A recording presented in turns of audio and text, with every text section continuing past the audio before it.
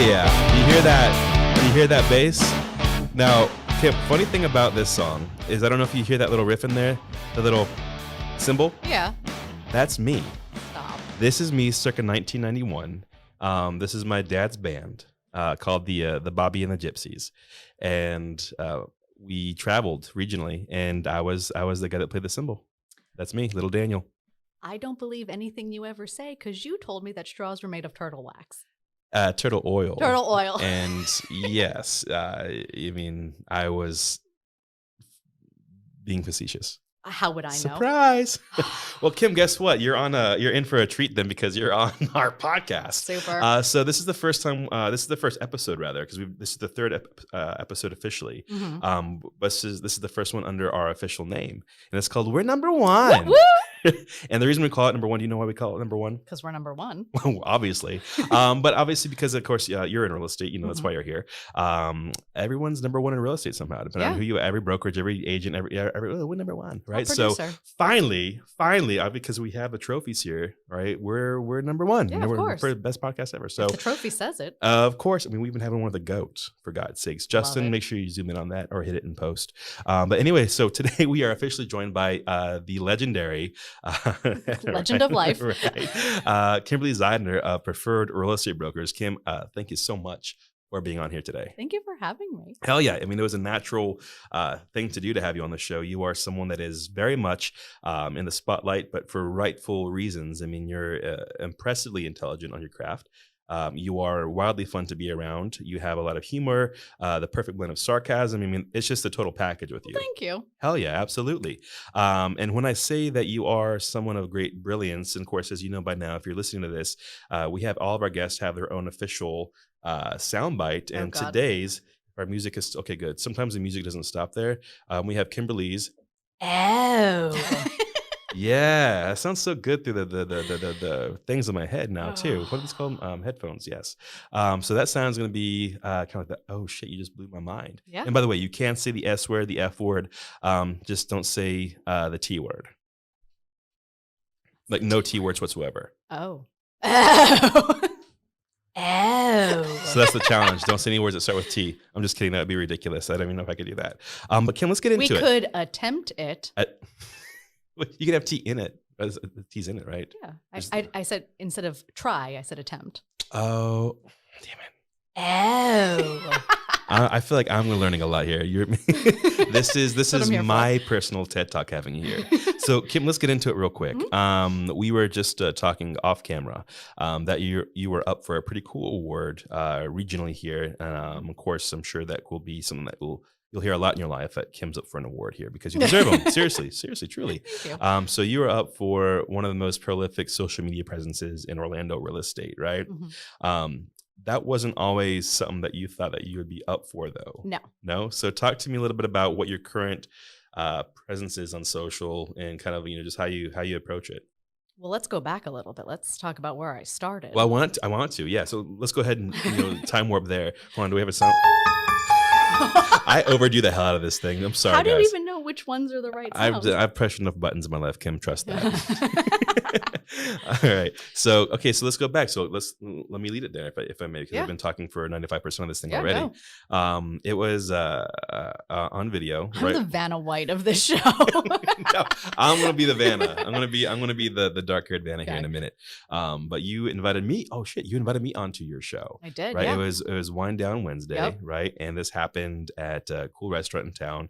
You had a predecessor to Justin, the cool guy with the camera, right? Following us around too. Yep. And your premise was to interview people about whatever it is that they do, their perspectives while you had or were around wine. Yep. Right. But you were telling me that this was like a new thing for you. You weren't really sure. And watching that video, because I watched it recently, watching that video so have I. to now, your confidence level is through the roof. You were the 14th edition, next generation kind of thing of who you were then. So talk to me about your origin story then on social story. And then the multi-million billion-dollar franchise you are right now on social media. Okay.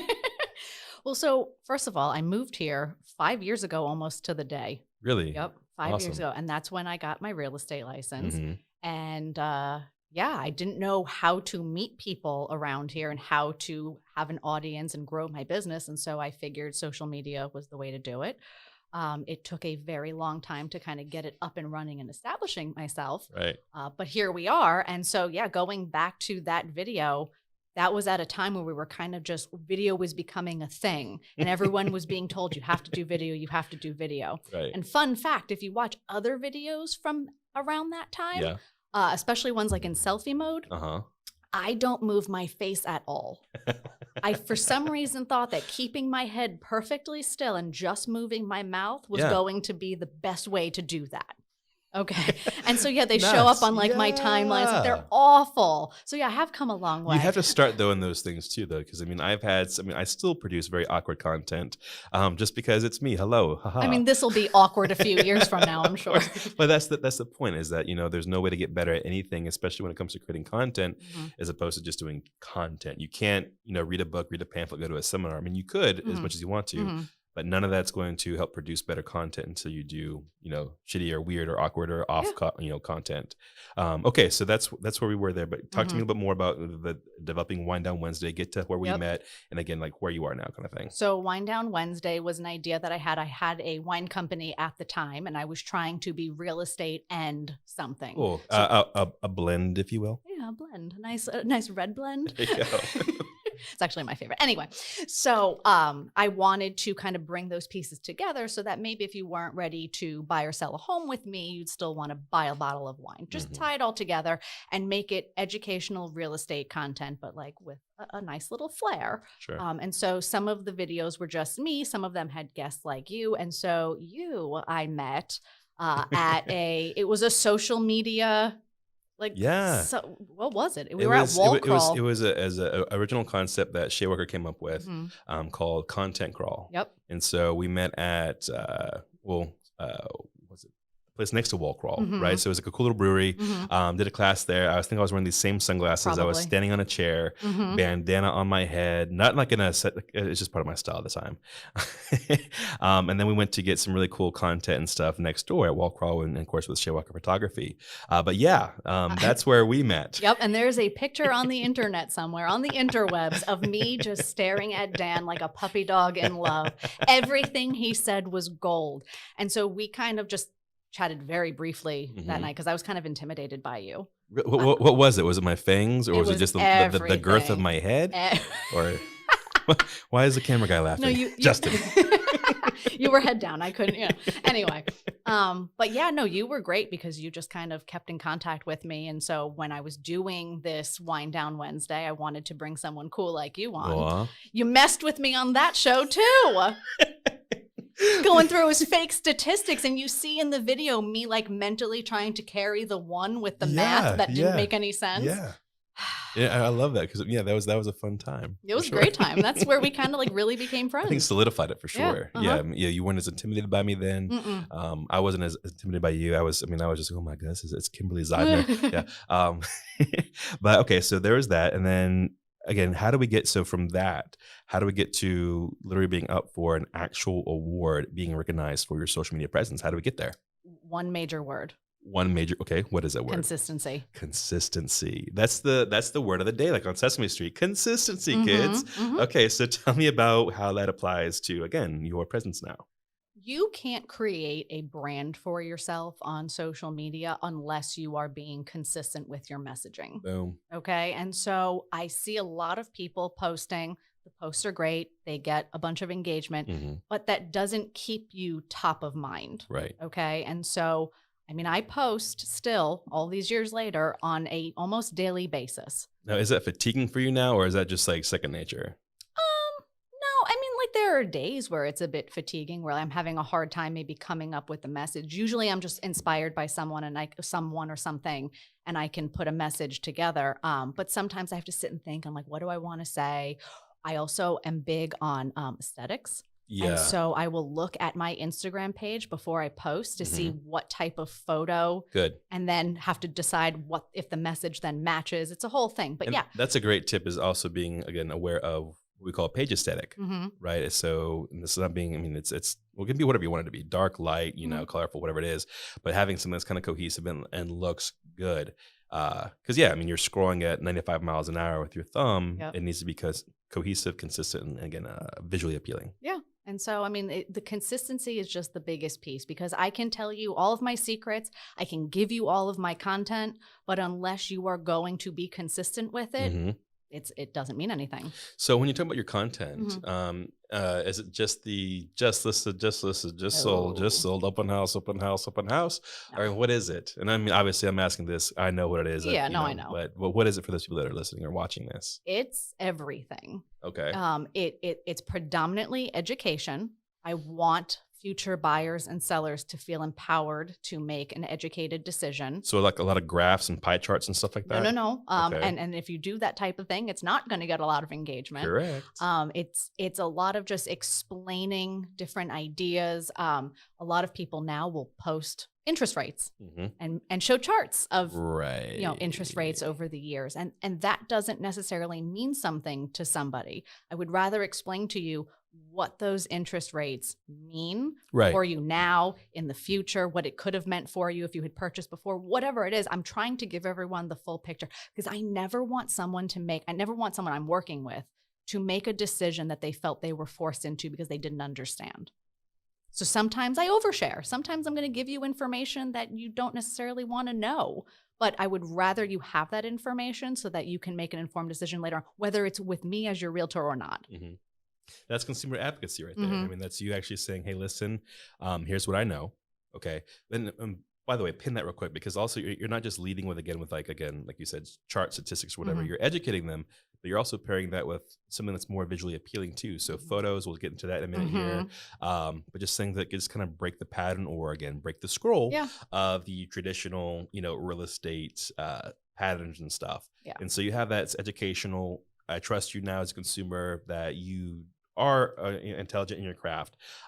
With the personal touches you put out there too, I then sense that we could have a good time. And then also that last message you said, that last bit, that last ingredient is integral in, I think, what your presence is saying, hey, listen, this is still relevant whether you work with me right now or later or never. I'm here to help. And so when I understand that as a consumer saying, okay, so Kim doesn't have commission breath, then then okay, so now she's someone that I really, really trust and I feel good about working with, and people then choose to work with you. Surprising how that is, right? You're not having to beg on their front porch saying, hi, would you please work with me? No, like they're choosing to work with you because of those things. Brilliant. And also, I mean, if we're going to talk about door knocking, let's talk about it, Kim. How many doors can you touch in an afternoon? Is it a personal challenge? I could do at least, oh wait, I'm sensing it's not. I mean, tell me, in an hour, how many doors do you think you could door knock on? I mean, if so, the mechanics of door knocking is hoping for a conversation or dropping something off to make an impression, right? So how many can I touch in an afternoon in Florida with my speed and also the strength of my quads? I would say probably around 25, to 30 in an hour kind of thing, right? Sure. And that's if you're actually talking to people. If no one's opening the door. Right. Then if no one's opening the door, then I mean, the number I could run, I could sprint, right? But even still, I mean, let's just say let's say I touched, 60 even, right? Which I think the few times that I have done door knocking, I think the most I ever hit was like 80. Yeah, it's and it's a lot, but I didn't talk to a single person. Correct. Because why? Why do you think that is? Because no one wants to answer their door. No, and they're in their pajamas. I always go back to that. And again, when I have agents, I make a living off of door knocking. I hope you do. And this is never like saying like, hey, ding dong, like if you can do this, then do it. Okay, please do it. But just think about where we are this day and age. I mean, and I always go back to it when we're talking about this. Even now, okay, if you're ordering Uber Eats and you're expecting someone to knock on your door and you hear a on your front porch or your door, you're waiting for their cute little asses to get back in their cute little car and drive away before you go and get your cute little food, right? Ringing doorbells have helped with this even further. Now I can still talk to you and say, hey, what do you want? And like now you're having to be this person with these pamphlets trying to talk to a computer or a little thing through the camera, and it's just, it's so awkward. It's just, it doesn't feel good. So let's say you touch 80 people. Let's say you didn't talk to a single one, but you left something. I can't touch people. Well, we'll see about that. But no, seriously. So you go up to 80 doors. Okay. I always have something, if I am going to do it, little drop by, so that they have my contact information, because otherwise it's completely useless. So let's say you touched 80 people. Okay. Any one post that I do on social media is reaching thousands to hundreds of thousands. Yes. Why on earth would I want to spend hours in the heat, knocking on doors to not talk to anyone when I can actually develop a brand and a message and reach thousands of people? Exactly. And I love that you just painted that picture because that is so relevant and so powerful. Exactly. It's about your ROI. And that's a familiar term. I think a lot of people can understand and gravitate towards, but you don't really check the ROI. Or if you do, you're being sold on, well, shitty ROI, saying, okay, so, my door knocking, I'll get, 2%, 3%, which is statistically good. Yeah. Okay. But I mean, it's just overall, forget the statistics. It's just a 2 or 3% ROI. Are you happy with that? Right. Well, not really. Okay. All right. Now let's try something else then. Okay. Right. To your and if point. we lived in an area where it was cool and the weather was, like San Diego. Listen, one of our agents, Hillary Hall, she was with me the Shout other out. day. She will know this because I'm sure I instilled so much fear in her. But we were walking to an event. Okay. The sun hit me and I went, oh, just so you know, I might go down. And she went, what? She goes, what do I need to do? I said, catch me, because I don't do well in the heat. It's not my thing. So I don't want to knock on your door. Trust me. Okay. I mean, are you part vampire by any chance? I mean, is that kind of thing, or is it just a heat related No, thing? I'm a Zeidner. We don't do well in the heat. I just love that. Oh, there's some sun on me. I might go down. Just let you know. That's charming. She was panicked. I'm sure. I mean, any good friend would be. Of course, yeah. All right, fantastic. Okay, so talk to people a bit about your visual game on there. So we already know it's not necessarily just charts and graphs. What does that look like for you? So if you put this in the context of like a tip or two for people that are listening to this, how do they kind of do the similar vibe that you do? So the first thing that you need to realize is that the way to stop the scroll is with photos of yourself.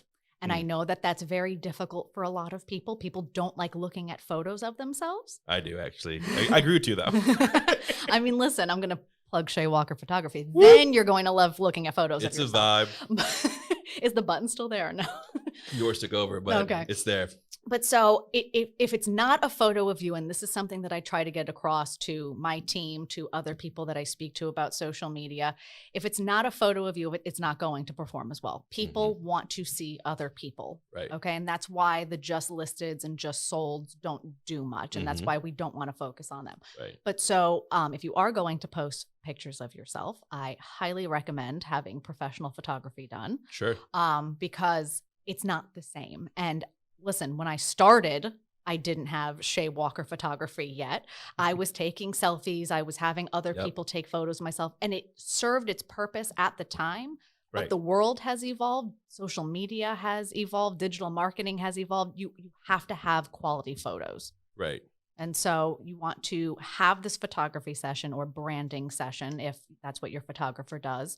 And make sure that the photos that you're having taken of yourself match the message that you're trying to convey to people. And that's where the artistry of it comes into, right? And so to touch on Shay Walker Photography, I feel like we should and also thank you to our sponsor, Shay Walker Photography. But truly, so it's not just, again, a headshot. It's not one of those stuffy, I mean, because it just much like when, I talk about, okay, so, I'm really great at developing brands, right? Or branding. All of a sudden I get paired in with or grouped in with all the other entities. I'll say that, that are doing this, that are like, oh, branding needs to be like bold, in your face, boss babe, boom, kind of thing, right? I hate boss babe. Or it's like something that's, okay, so like take your logo and putting it on a set of Cutco knives, and that's branding.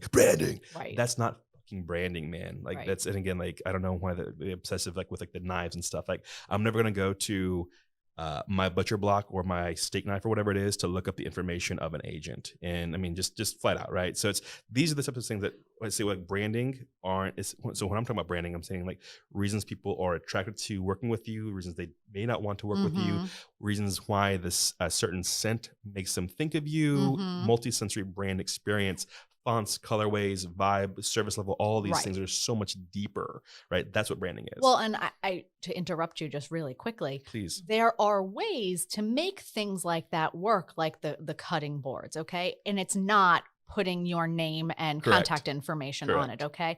If let's say cooking, if you are real estate and cooking and you give closing 100%. gifts that are that type of thing, Yep. it totally works. 100%. If you're going to do that type of thing, you have to make sure it makes sense for you. Absolutely. Yeah. Absolutely. So going back to the reason I mentioned that and getting back to the photography side of things, just because you have a professional camera, you have a professional editing software, and you receive money for your services doesn't necessarily make you a professional photographer in this context. Because again, I think, as you know, the majesty of working with Shay is that she's able to unlock you know, different poses, a certain different, definitely a different comfort level altogether that's, you know, unmatched. She's taken the most awkward people, including myself, and gotten them to like their stuff. Really, right? Well, I mean, if you look at photos that I had taken prior to meeting Shay, they're okay photos. Sure. They're okay. And there are ones that stand out to me that I really like.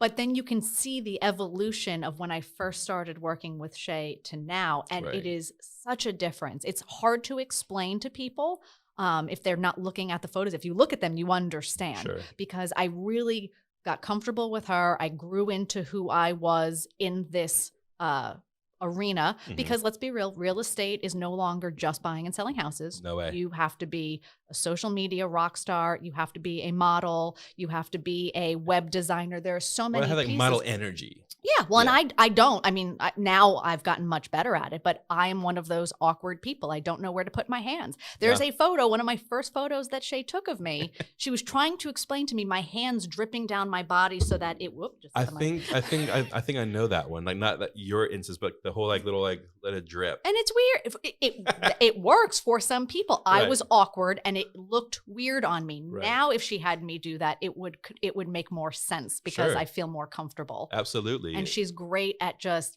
really kind of pulling you out of your comfort zone if that's what you're comfortable with, or making it work with what you're comfortable with. The best. Absolutely. So, but even like for people that are out of her current, you know, market right now, people that listen to this, you know, always kind of, I mean, you laugh, you cringe, whatever you want to do, have some kind of reaction to it when you'll see agents and their headshot is like them, like, you know, in front of the White House, or like their sunglasses. I mean, I'm talking here, I'm doing a fucking podcast with fucking sunglasses on here, but like that's your brand. It's part of my brand. But what I'm saying, or, you know, like the not professional photography is what I'm trying to say here, right? Well, that was me at my cousin's wedding, and like I really good. Okay, cool. That's great. But like, save that for the wedding album or something, right? And so we always, and I think every agent out there, even the ones that do this, still talk negatively when you see an MLS, you know, camera phone or poorly lit or poorly taken, poor quality photos of your listings out there.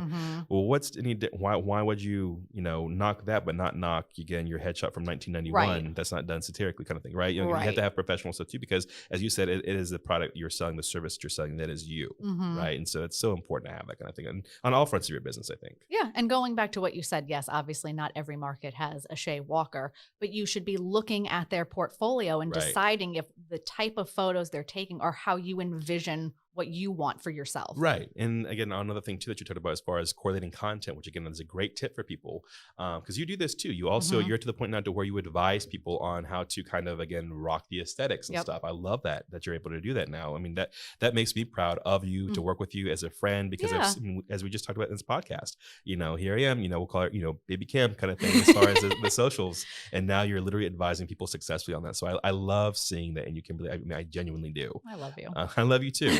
I love you too. So taking that, and, you know, if it's talking about, you know, growing your investments or growing as a person, or, you know, flourishing markets, it makes sense to have something kind of lush behind you, some plants, some flowers, something that kind of fits along with it, right? If you're someone that has, you know, for, you know, mentioning wine in the past, right? Having that, you know, as I kind of use a tongue-in-cheek, you know, perfect blend. If you're looking for a perfect blend of someone that's fun and, you know, intelligent to work with, boom, that's a wine reference. So things to just kind of like visually cue the point that you're making, but also, again, kind of have that correlation kind of thing. And one of the things that I do is I have quarterly sessions with Shay. Brilliant. And so I decide in advance the type of messaging I want to be having that quarter, because every quarter in real estate is different. Right. And it all looks different. And I'm also looking at what other people are doing and what is getting saturated. Yeah. So yes, we're realtors. We all go to a model home and have photos taken. Correct. And they're great and they're beautiful, all the things. But now everyone is doing it. So I'm trying to now find different locations. This past one, I'm focusing this quarter on small businesses in Windermere. Love it. And so we went to Main Street and took a bunch of just really summary photos that I could now promote these different businesses using this content. And so you have a seasonality of, again, the market, the cues, if you will. But then again, you also have the seasons of stuff too. And so it'd be really kind of weird looking for posting yourself in, like ultra mini shorts, and, tank tops and, margaritas when it's, below zero outside or in the wintertime kind of thing too. So it's also, again, just kind of, and it's the same thing as well. If you were to receive marketing from any business or anything, right. And it's, it's, I don't know, like got Christmas trees or, menorahs or whatever it is on, the flyers there, and you're getting this in March, you're like, well, what is this leftover? What doesn't match? It feels weird. Something's wrong that's happening, right? Right.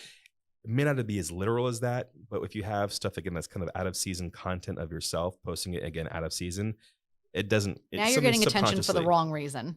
Now people are like, oh, that's weird. She's wearing a Halloween shirt in the middle of exactly. May. Yeah, it must be that new goth I heard about kind of thing. Right. Okay, so cool. So we talked about your socials. Just plug real quick. Where can they find you on your socials? At Closed by Kimberly on Instagram, Facebook, TikTok, LinkedIn, and YouTube. Beautiful. And TikTok has been a kind of an exciting thing for you love too. TikTok. It's love hate. A lot of some of the fun stuff in our meetings have come from, TikTok origin, whether it be the outrageous things you see on TikTok and what they're wearing. And I have one visual in my head, but I won't mention it on the podcast. That wonderful young man. And then you also have, again, you found your stride with it too. But as you found your stride, you also found a lot of other kind of crazy things. So talk to me. How about this? Because this could be a whole other podcast in itself. We'll keep it short. Yeah, but give me one moment for you in a good way, and one moment that you had on TikTok. Well, the big moment was finally realizing the content that I needed to be posting in order to get that engagement, get the algorithm juices going, if you will. Yep. For sale by owner fails. That's the thing that works for me. Talk to me about that. What go is that? On Zillow. I take some screenshots of the awful listings, and they are everywhere. And then I do video. It's somewhat funny. I'm somewhat, being humorous about the situation, but I'm trying to educate people on why this is bad and why you shouldn't do this, because a lot of for sale by owners who have sold feel that they were successful strictly because they sold. Right. Doesn't mean they got the right price for it. Doesn't mean they lost a lot in holding costs because the house sat for 1,000 days. I mean, there's some really bad ones out there. So again, always trying to come from that educational angle and showing people the value in hiring a realtor. Right. And I mean, I work with a lot of different agents all over the world. Massive network. So while I'm on TikTok, I'm always kind of talking about how I'm an Orlando realtor, but I can also field referrals to other agents. So that works really well. My bad moment, people are mean. And I'm going to apologize to everyone listening to this podcast right now, because someone on TikTok pointed out to me that I have a vocal fry and it isn't cool and I need to stop that. That shit had me go into Google when you told me, what the is a vocal fry? I had to do research. And when someone says, when trying to use it as like a slam or a diss and I have to do research, I get even more upset. Right. So what the fuck is a vocal fry? And to my understanding, it's kind of like the raspy tone to my voice. I don't know how to change that. Rasp. You're not like one of those blues guy. But I guess it's enough. And maybe when I'm talking in a lower tone, it comes out more. Actually, I like the way that sounds. Say that again. I don't know what I said. The vocal. Okay, it's the vocal fry. It just sounds so nice. Do you want me to sing you a lullaby? Yes. ASMR all day. That was I love ASMR. Good. Okay, so vocal fry was that? Yeah. Oh. That's my ASMR. That's all actually, I got. that felt like a back. That felt so good. You can do it sometimes where they make it sound like the ocean. I don't know if anything's happening. Keep doing that. Oh man.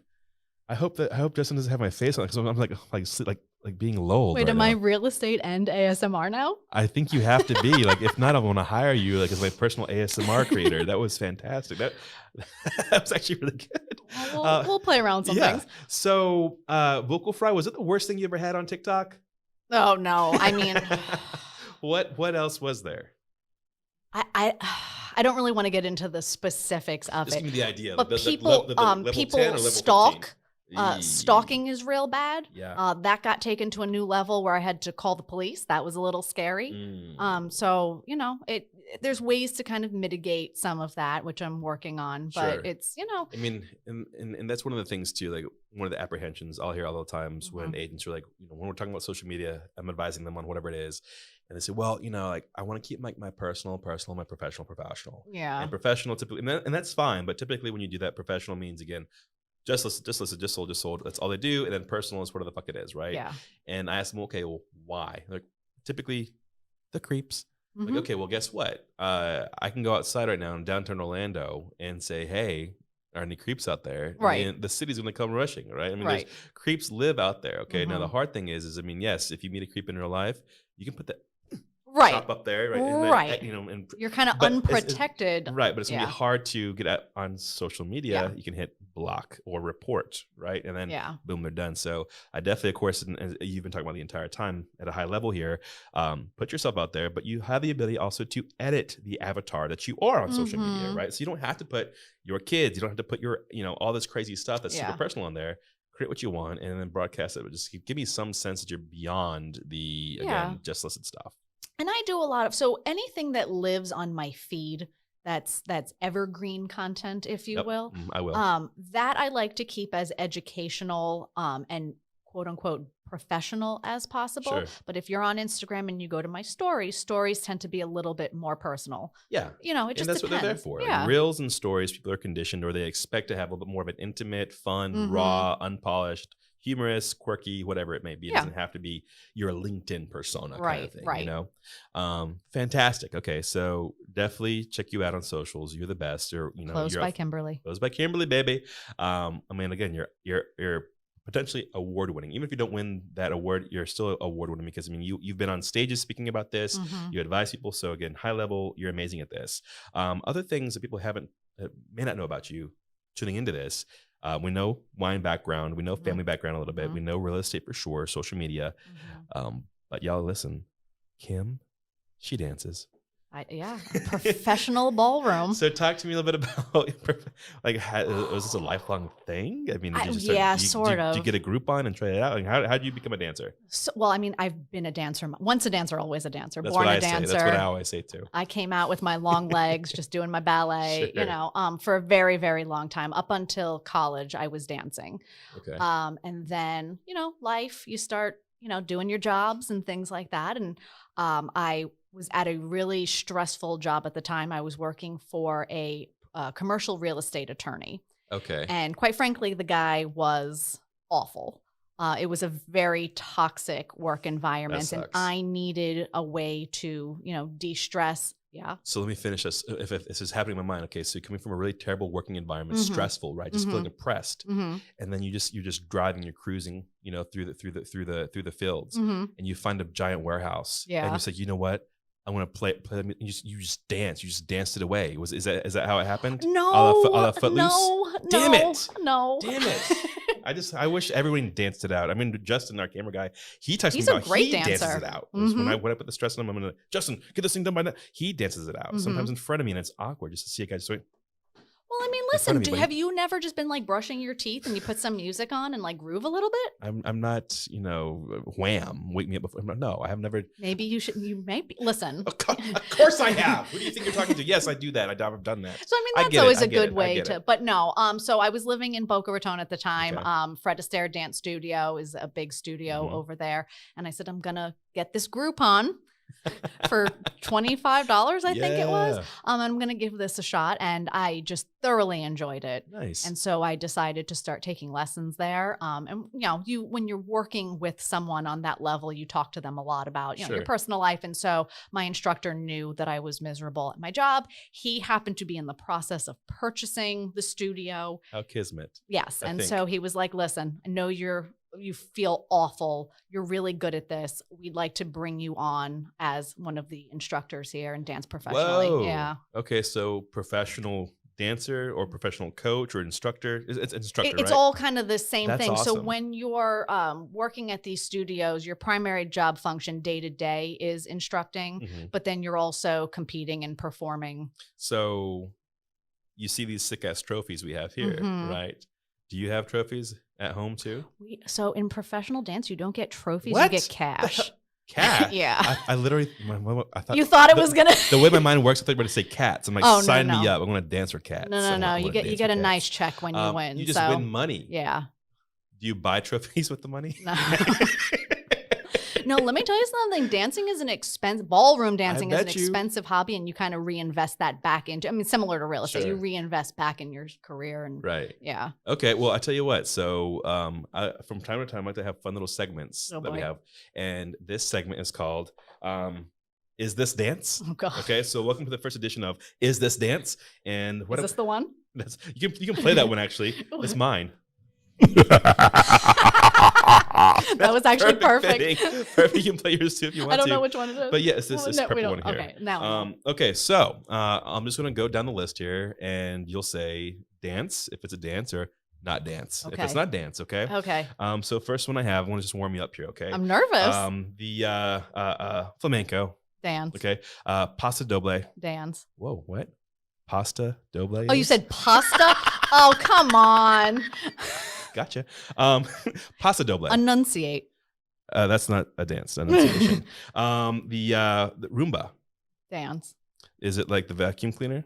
It's sort of. You shuffle on the floor. So yeah. Really? Yeah. Maybe that's why they never thought of that before. Whoa. That might be why they call it that. The Roomba. Spelled differently, but yeah. With U or two O's, right? Yeah. Oh my God. All right. So Roomba. Oh, I like that. The boogie woogie. Like, is it a real dance? Kim, is this dance or not dance? Like, is this I mean, like, I'm going to say not dance, but like, it's a dance. Oh, so now we're getting technical. Like technically it's not a dance. Like, but I mean, is it this was notated as a dance on, is this a dance? I mean, but like, okay, so the shout dance, is that a dance? I would think is somebody expressing themselves artistically through body well, motion. Then everything on your list is dance then. Pasta doble is not a dance, Kim. I thought you said paso doble. How about daggering? Not a dance? It is. What the heck is daggering? I have Justin will show you that, okay? How about the lambada? Dance. What kind of dance is that? It's a dirty dance. Is it really? Yeah. Like a better question. Is this performed in ballrooms? No. Well, can you win cash by doing a good lambada? Yes. I don't think it's winning though. I think it's working for. I love it. Okay, so it is a dance. How about the Oh God. You're gonna say Macarena? No, I could Macarena. And dance. Yeah. So you're gonna include Macarena as a dance, but well, not now boogie that woogie? No, because if that's what we're doing here, then yeah, it's a dance. Now you know the low level of what I consider yeah, basically. Low barrier for entry perfect. Here. How about meat stick? Oh God, I want to say dance. It is. Okay. It is a dance. I don't know what it is, but yes, because I looked up obscure dances and meat stick is it. So how about this? So since I don't know what it is, and by the way, you did a fantastic job. You got 12 out of 9. Super. Correct. I don't know. But how would you, what does a meat stick dance look like to you? Justin, can you get our heads if we stand up? I mean, I imagine a meat stick is like you are fully compact. Oh, we're doing this. Oh, we're gonna do this here. Raise it up here. This might. I hope our mics don't break. All right. So you meat stick first, or you want me to meat stick first? Okay. So like a little bit. So if you're just listening to this, because we have full video of this, right? So keep meat sticking for me. Okay, so you have a little bit of like undulation in the hips there. Because I mean, a meat stick doesn't move that much, but it does a little bit, right? What kind of meat stick are we talking about? I mean, I think that's up to the interpretation there. Okay, so again, if you're just listening to this, her hands are pressed against her legs. My legs are also closed. Closed legs, very important there with the meat stick. Okay, and then now she's falling over. She's not breathing. Oh, one breath. Okay, is this part of the meat stick dance still? Oh, no, got a little lightheaded there. That's the sign of a good meat stick. Oh, okay. Lord. All right. So I think that was. What's your meat stick? It's very easy. All right. Let me make sure I have enough room to click over the lights here. Oh, what the heck is that? Okay, so for anyone who can't see, he looks like he's having a seizure and flossing at the same time. Remember flossing? Nailed it. That was what I was going for. Yeah. A seizure plus flossing. Yeah. That's the meat stick. You didn't have like full range of motion. There. To do follow-up motions too. When you think it's done, it's never done. That's the meat stick. The aftershock? The aftershock. Okay. Yeah, the surprise moves. The ta-da. I call it the ta-da moment. The ta-da. Well, I think that was great. So round of applause. Blood flowing. Yeah, Hora's up the whole time. So that was a good meat stick there, Kim. You did a great job. Your meat stick was also great. Thank you very, very much for that. I'm going to add that to my social profiles, you know, great at branding and also 10 out of 10 meat stick review. Yeah. Fantastic. Well, perfect segue is, what's the market doing these days? Oh, God. How did that happen? I don't know. I think it's a necessity. Your mind is just it's a like necessity. We need to move to that is what I think it is. Okay, I fair. love, but this is kind of how it goes with us when it comes to what we're talking about. Yeah. We've talked about chicken. What was the chicken thing we talked about? Chicken butts? We're not going to do this on air. It's not good. Talked about chicken butts. We talked about lots of other things here too. So I think we have to go into the market. We do kind of squirrel a lot and go take some turns. We've talked about squirrels too. We have, yes. Different things they do. Yes. So market right now, it's always a ridiculous eye roll question. Oh, so how's the market doing? Mm-hmm. Like, how about this? Let's get kind of cool with this. When somebody asks you, what's the market doing? What do you think they're actually asking you? If it's now a good time to buy or sell. Okay. So how do you interpret that? How do you respond to that? And also, before we jump into that, just because they're asking doesn't mean they're even thinking about it. They just want to know what's going on. Okay. So a lot of agents, I think, will respond. They try to go like rural, hot and heavy, like basically saying, you mean like, have you seen some agents respond to that question, like in a funny way, like an eye roll way? Have you seen that before? I don't know. I've seen it plenty of times where it's like they almost feel like, you know, so if they first meet, somebody asks, so how's the market doing these days? Right? Once we found out that you're a realtor. And like the reaction is like the equivalent of like meeting somebody at a bar and be like, hey, listen, I know we just met, but like, do you want to go on a vacation real quick? You know, to like Mexico or something like that? Let's go. You want to go? Let's go. Like a hard sell all of a sudden. It's like way too far, too fast. And I think that's one of the reasons that some people are like kind of like, you know what, I'm going to go to, you know, digitaliBuyerthing.com, whatever it is. Yeah, because you don't. Okay, so I mean, we have the stereotype of being like a sleazy used car salesman. Right. And quite frankly, I don't think it's fair that used car salesmen get a bad rap. Like, we're all just trying to do a job, right? Right. I mean, go ahead. But I mean, I guess there are some used car salesmen that are trying to like just get their commission and, you know, they don't really care about. I mean, that's the caricature you think of when you think of, you know, salesperson or bad salesperson. You do think of that specifically almost. Yeah. And they do studies and stuff and surveys, whoever the hell they are. And the most trusted professions out there in the eyes of the public, car salesperson, bottom of the list. And then typically realtor is like maybe 1 or 2 points above it. Yeah. And like, so it's still really, really low. Well, because unfortunately, there is a very low barrier for entry into this job. Just like my perspective on dance. Exactly. And that's why I said, I knew we were going to jump this bridge. I was trying to tie it all together. Got you.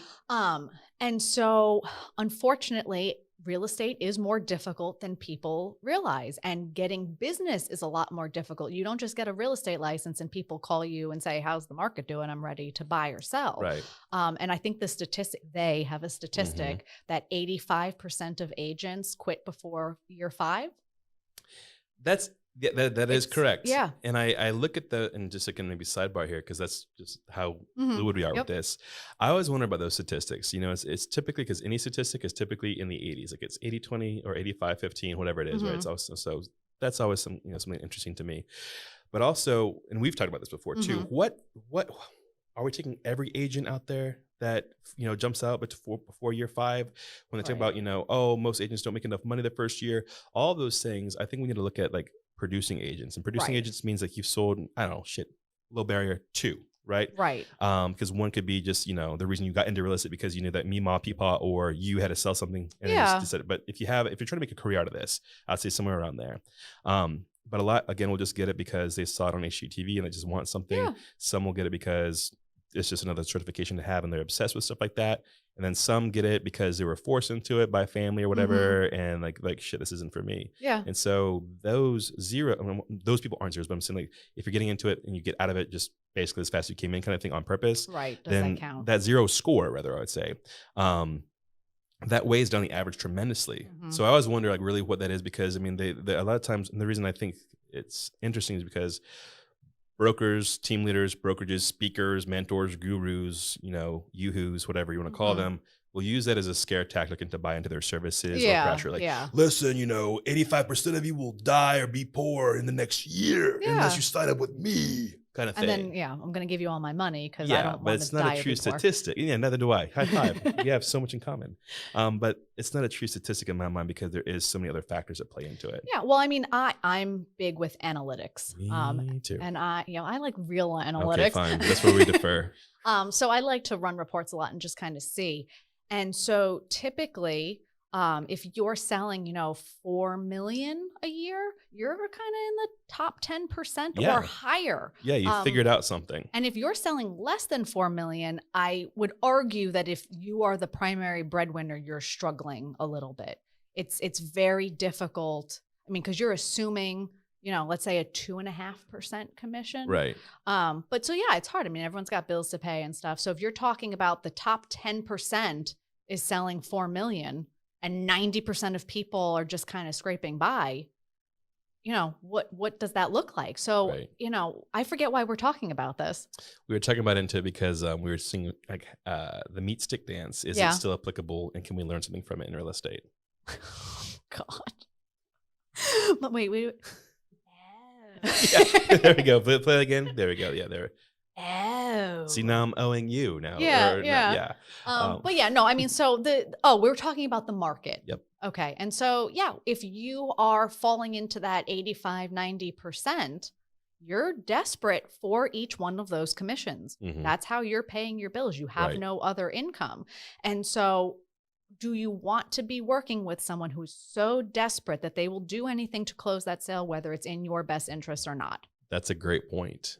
Very good point. And I mean, it's I have apprehension sometimes when I know that the service I'm looking after is led by someone that's commission based, right? Because when you enter it, and I mean, just overall, I think commission based it used to work. I mean, in real estate, that's how it gets done. Yeah. It makes sense here, but like those commission, the JOBs that have commission, I'm worried about them, like to your point, saying anything they need to say to get my money, right? And then boom, crap. And the sad thing about this is that you see this sometimes with agents that, to your point, are so desperate or whatever reason they're doing and maybe misguiding or misinforming or withholding something, whatever it is, not the full clear picture with their customers.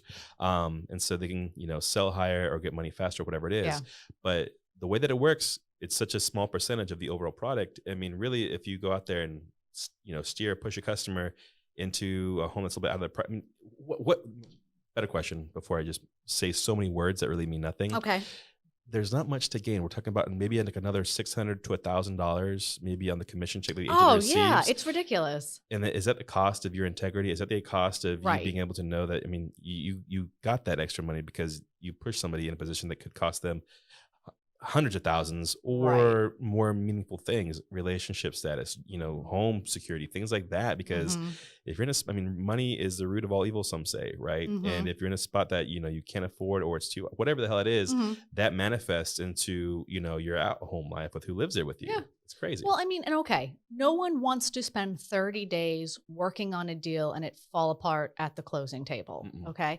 But if something is wrong and I don't feel like it's in the best interest for my buyers or sellers, I would rather lose that deal because they're going to work with me again anyway. Right. They're not going to be like, oh, well, Kim did the right thing, so we're out now. Right. Yeah. So, I mean, to me, like I said, you don't want to waste 30 days, but I would rather lose 30 days than lose my integrity. Hell yeah. Yep. I'm right there with you. It's just not worth it. And yes, like when you're negotiating repairs and whatever it is, if the commission is going to be lowered, because the percentage is so low, you're talking about such a small amount of money. Right. It just, there's no reason to not look out for your buyer or seller's best interest. It's just, things come to you in what, triplicate? What is the saying? Something. Tenfold? Tenfold, yeah, whatever. Triplicate. I like triplicate. Tenfold is even better. It is. So, I mean, just do the right thing. It's not hard to do the right thing. It's also not hard to be kind. And this is your daily reminder to be kind and smile at people today. Brought to you by kindness. We're number one. Actually, let's go off on a tangent again. Let's hear it. I was shopping yesterday, Okay. and they now make kindness colored crayons. Okay, hold on. They are pastel. Okay. Wait, it's just kindness. It's fantastic branding. They're just pastel colored crayons, Right. but they're called kindness crayons, and all of the names are like sunshine and like stuff like that. I would absolutely buy those crayons if I needed crayons. Why on earth would I buy pastels when I can buy kindness crayons? Well, actually, so yes, if you're looking at pastels or a box that says pastels, a box that says kindness, obviously I'm imagining there's some probably cute packaging around it too and stuff. So yeah, I mean, I think I would go and buy the kindness crayons. Yeah, why not? And everything's just colored pastel now.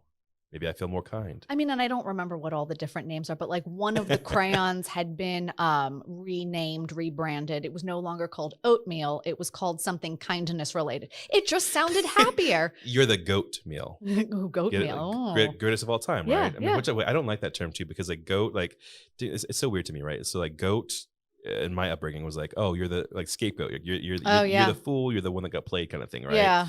But now, yeah, but it's a rebranding of the goat. No, but it's just. I mean, it's a rebrand. It's just hold on, the goat right here. We have a trophy that has the goat on it, right? Greatest of all time. Everyone says the goat, right? Maybe, maybe we should have called the podcast instead of "We're Number One, We're the Goat." I mean, that's your call. Actually, I'm not doing that. Rebrand? I've already spent too much time on Canva with this fucking logo. Canva. Yeah, okay, so very interesting. Kindness crayons. Yeah. Branding is all around us.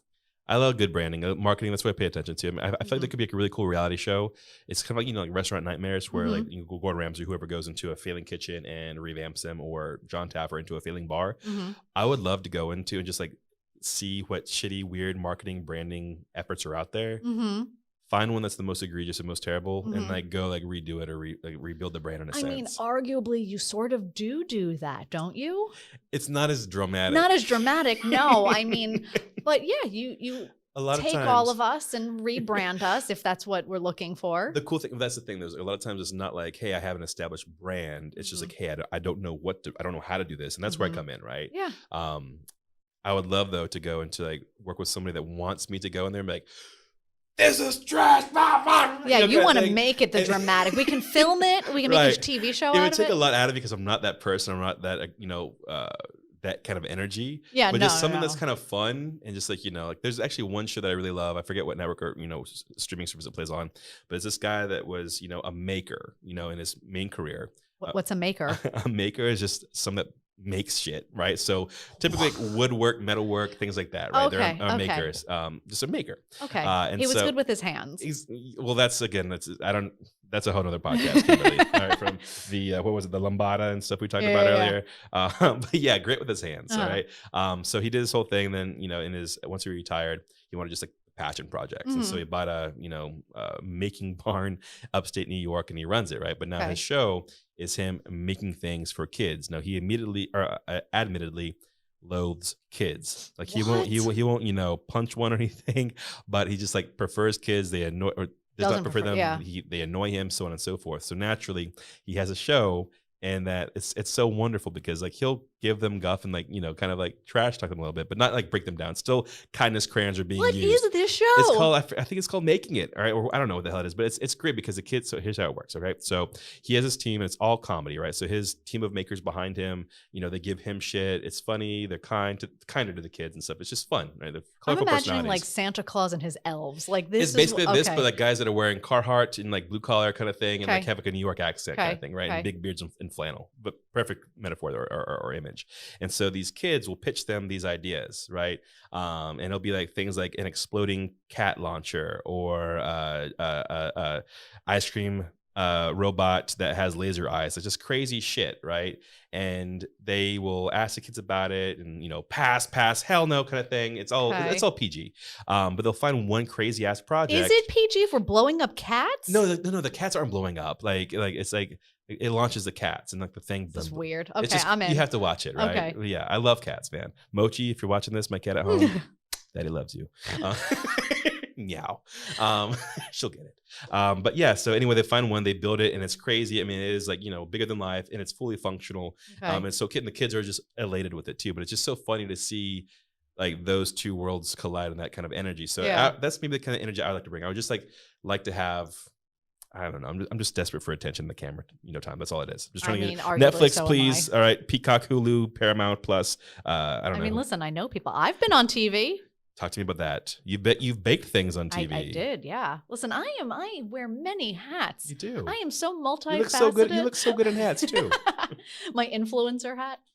Hell yeah. You have to have the floppy hat or the big brim hat. Well, and actually, before we talk about the Food Network, I've now gotten into Amazon influencing thanks to TikTok. What is Amazon influencing? So I was accepted into their Amazon influencer program. And now when I have products that I love and want to share with other people, I can post a link for it and I get paid off of their purchases. So what are some of the recent things you've used here? Oh, so like, okay, I was testing this whole thing out. Okay. And for that panel that I was speaking on, I tried on 3 different dresses and I said, help me pick which dress I'm going to wear when I speak on this panel. And all 3 of the dresses were from Amazon and people bought them. That's sick. It's so weird to me. Like, I don't know, I guess. Well, it helps to see the thing on somebody. Sure, yeah. Which, I mean, whenever I buy something like clothes online, I'm Right. always looking for like photos of people wearing Sure. it so I could see my body type with them. Right. But yeah, it's just the craziest thing. So I'm doing this now. I like to diversify. That's really cool. It's cool.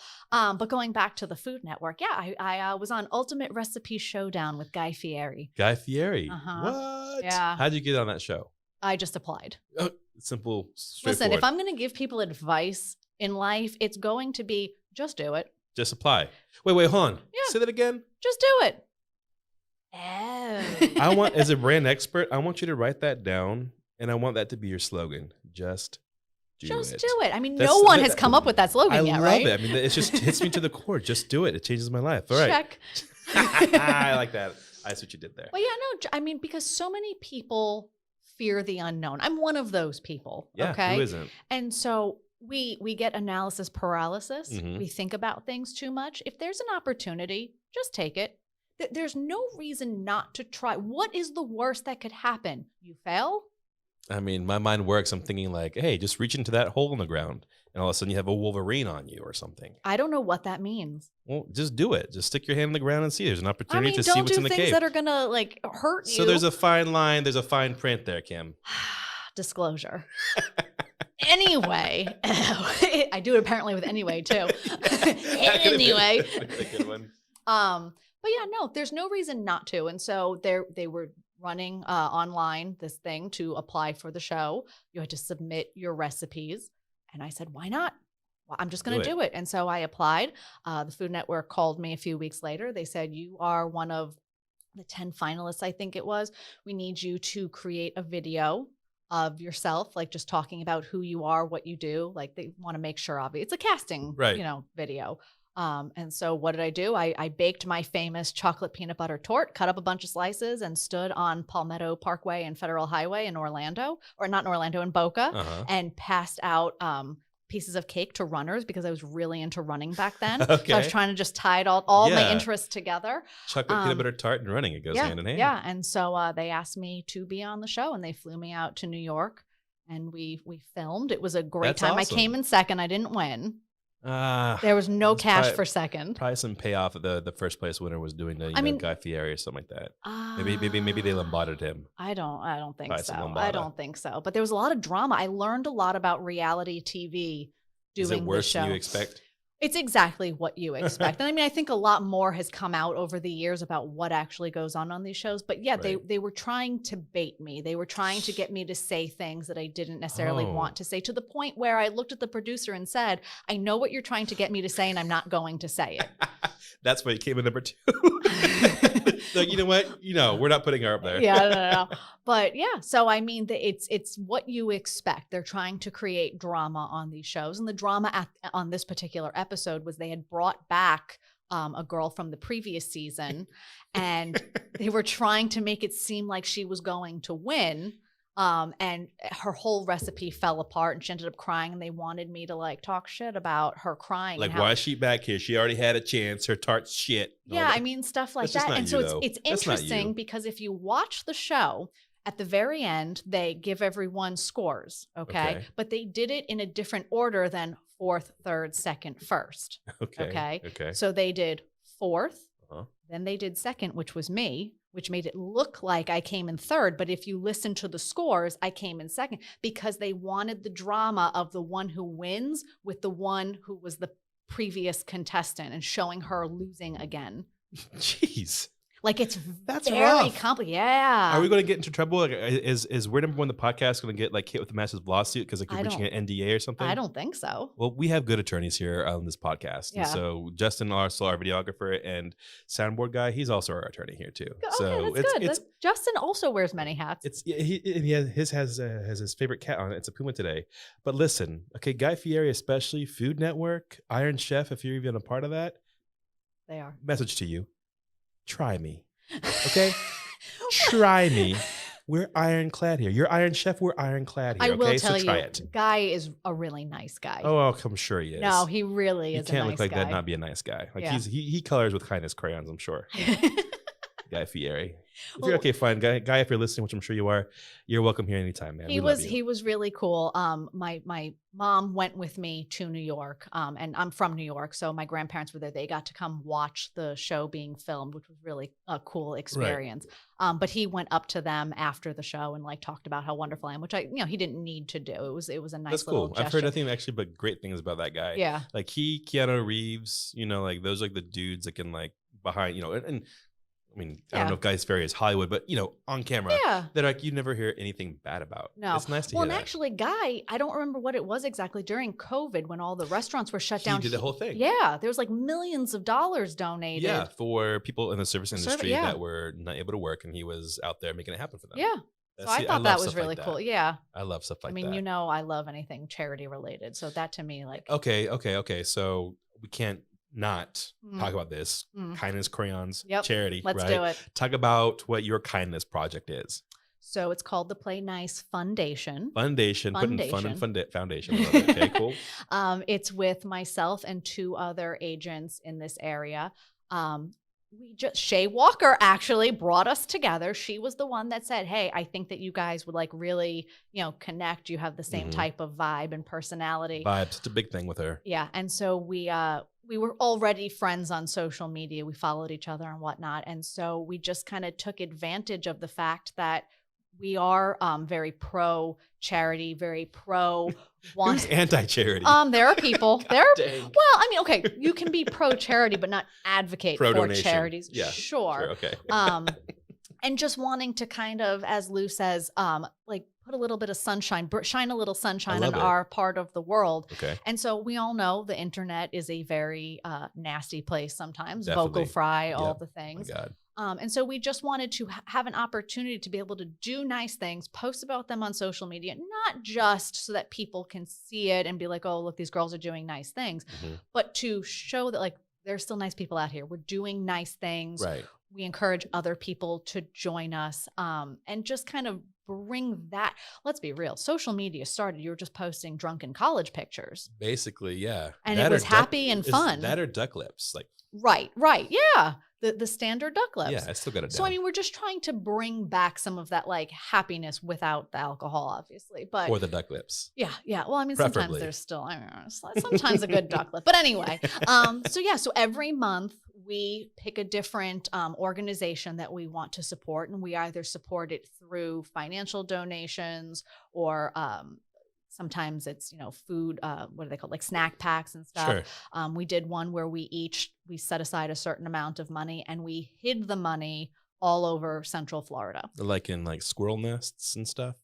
Maybe. I mean, no, in nurses' scrubs, in children's books and backpacks. I love because that. Do you remember being a kid and like finding money somewhere and how exciting that was? It was magical. Yes. The loads and loads that to your point, yes. Yeah. Oh yeah, it's like, yeah. I mean, even coins on the street, which I wouldn't do now, but my little hands were black from all the coins. Yeah, but I mean, like, especially this was all during COVID. Imagine being a nurse, really freaking cool, and you buy your scrubs, and you reach into the pocket or you put them in the wash, and all of a sudden money falls out. An extra fiber right there. Yeah, like I mean, it's not going to do much, but it just kind of brightens your day a little bit. Though. I mean, it's that little change burst of direction. Dopamine. It's true, and I mean that could set somebody off on the positive path of that day. Yeah. And who knows what happens? I mean, like it kind of goes back. I mean, people, and even right now, kind of underplaying. Well, like what's it does a lot though. It really does. Like I believe, like if we are somehow able to, harness or keep, childhood wonder or imagination one more day of their lives before they just, like saw the world for what it is, like kind of to thing. know that it was your last day. Yeah. Like if you just had one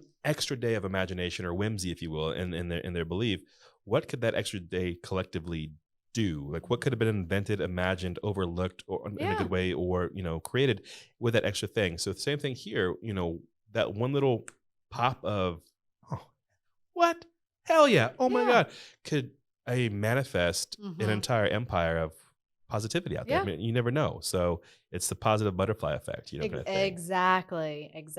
So that's what we're trying to do. So, Wonderful. Well, Kimberly Zeidner of Preferred Real Estate Brokers and also Planet Earth. You are up there. Legend too, of right? life, Legend according of to life. Justin. We've talked about obviously real estate. We've talked about dancing. We've talked about social media. Some amazing tips you had in there. We talked about if the boogie woogie is or is not a dance. I still remain that it is. And also all this other cool stuff too. The power of kindness. Is there anything else that you want to throw out there before we wrap this thing out? I don't think so. I think we touched on a lot of topics, right? We sure did. I have a slight glisten on my skin, which means we've been working hard. This has been an amazing time. Probably just from when I was dancing earlier, and I still haven't, my pulse hasn't come down. Yes. Your meat stick was very good too. And if if you just picked up on this podcast and you just heard us say that and you have no context for what we talked about earlier, that's sorry for you. I'm okay with that. Yeah, I'm okay with that wonder in your life now. So Kimberly, all jokes, all craziness aside, genuinely, thank you so much for being who you are in my life. Okay. Same. Thank you for your trust in me and what we do here. Thank you for being the beacon of awesomeness, kindness, positivity out there, not just within our brokerage, within our market, and also, again, wherever your presence is felt, which is many places. Just starting to get a little teared up here. Truly, thank you for being so you. Thank you. Hell yeah. And of course, anybody that's watching or listening to this, Kimberly, we already know how to get in touch with you on social media. How do we get in touch with you other ways? Are there other ways? How do you do it? Phone number and WhatsApp, 561-909-5860. Or you can email me at Kimberly@thekzgroupfl, as in Florida.com. kzgroupfl.florida.com. I love it. All right. So guys, listen, or ladies out there, whoever you are, please make sure you follow, get in touch with, contact Kim. She's going to love you. You're going to love her. She is such an amazing person to get to know in your corner. Okay. So as always, thank you all so much for listening, watching. Kimberly, thank you so much for being here to touch that fist. And more importantly, thank you so much for being number one. There we go. Y'all have an awesome day. Hey, let's meat stick on our way out, okay? Oh, no. Here, stand back up. Yep, Justin, get this on camera. Oh, all right, let's come on. Get the meat stick going. Ready? 3, 2. There it is. Love it.